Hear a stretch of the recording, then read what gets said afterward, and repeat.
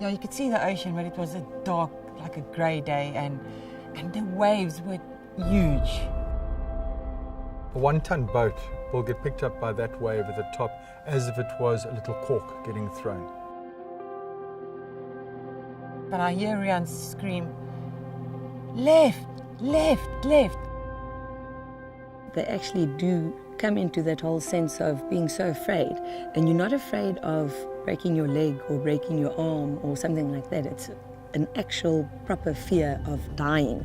We kind of lost contact with him. We didn't hear from him for a long time. And the next thing I see this huge wave. It's engulfing Riaan. And I remember Riaan told me one thing. He said, never, ever, ever let go of the boat. I'm underneath the water and I realized the boat is capsized. Riaan had always came up with ideas. He's going to start this business. I've got this invention. I'm going to do this. And I think one day he said he's going to cycle around Africa on his bicycle. So I'm thinking, if I can just keep quiet about this and not engage him in it, he'll maybe move on to the next idea, like he did with the other stuff that he told me about.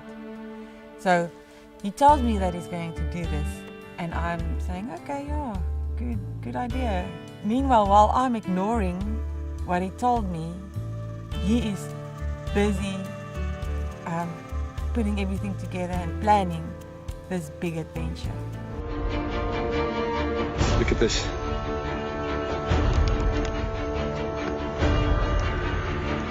This is not safe. Not safe.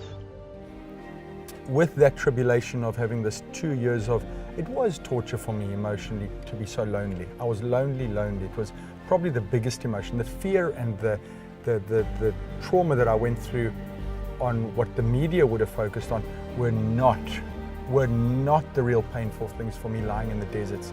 In a place like Libya, it was a super oppressive place where I had to hide away in the deserts. Algeria, where Al-Qaeda tried to get me out. I felt so isolated. I couldn't reach out and make contact with anybody. And the 2 years really dragged out a bit much, where I did question, am I really achieving something? Remember again, no Facebook, no Twitter, no famous people on TV doing adventures, just me believing that this is going to be worthwhile. And when you're aiming for something that has got no measuring tool of what's the result going to be, you're going to write books, you're going to make a documentary, what are you going to do? How are you going to earn a living? What am I going to come back to? It can even play more on your mind. But I think we're both relieved when I rode into the Cape Town waterfront 2 years, 2 months and 15 days, because it could have been 2 years, 2 months and 16 days.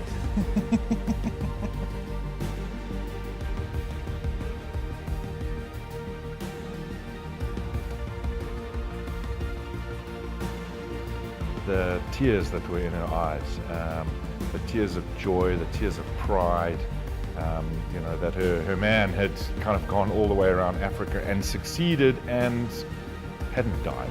I didn't see him when he entered South Africa, so that day when he finished was actually the first time I've seen him.